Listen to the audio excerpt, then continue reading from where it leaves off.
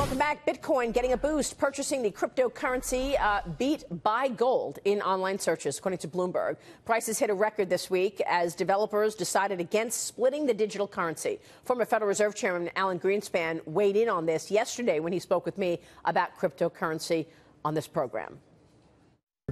Human nature is such that if you get something such as Bitcoin, you think there's some value there, whether there is or there isn't.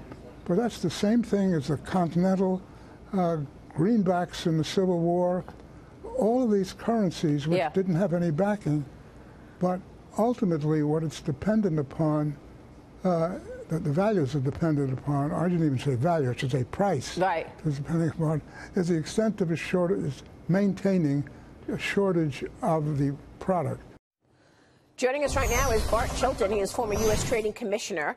Good to see you, Bart. Thanks so much for joining us.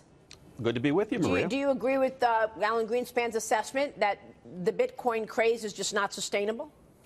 I do think it's sustainable. I don't know if it's sustainable at these prices. I mean, the only difference is with Chairman Greenspan is that, you know, people are willing to pay for it. And so if they're willing to pay for it, there is a demand. Of course, the demand is, as he says, because there's a limited supply.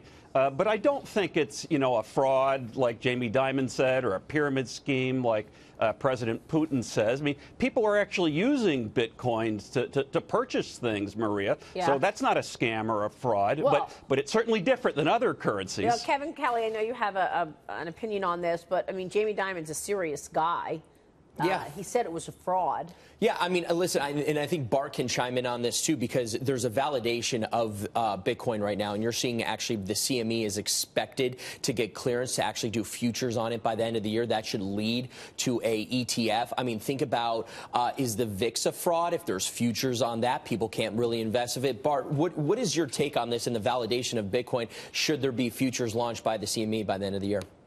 Well, that's actually really apropos. I mean, it's super insightful. And I think in part that, you know, the rise that we've seen in Bitcoin and to some extent Ether, the second major currency, are due to two things. One, I think CME, the CME group, which has done a great job. You know, I used to regulate them all the time, so I have a pretty good sense of what they do.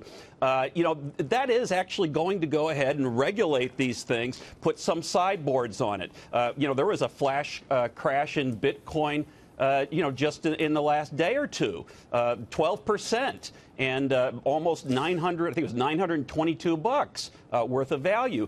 And that wouldn't happen to that extent on the futures because they will have things like circuit breakers. They call them stop logic at CME, but they'll have circuit breakers, 7%, 13%, and at 20% for the day, they're done. That's it. So things like that, and then counterparty risk actually backing up the traders in case somebody else on the other side fades. Those are the sorts of things I've been calling for, guys, for years. They don't have to be crazy, overly zealous regulations, but some protections for consumers. And I think people, the Bitcoin enthusiasts, are starting to get this, but it's taken them a while. Here's James. Okay, yes, speaking of enthusiasm, seems like investors in Bitcoin have shown a lot more interest than merchants accepting it as a form of payment. Is that something to be concerned about? And just the valuation, you know, it's great to cut Visa and MasterCard out of the transaction, but how much is that really worth? Well, I mean, I think what you're going to see is making, whether or not it's Bitcoin or Ether or something new, we don't know yet, some digital white knight that will get it right, is that they are going to actually have a credit card, whether or not it's Discover or, I mean, Citi's actually working on a Citi coin. So there will be something that you can actually use. It's one thing if it's just there, but if you can use it, that makes a big difference. All right, we will leave it at that. Bart, great to see you. Thanks so much for joining us. Thanks. And a big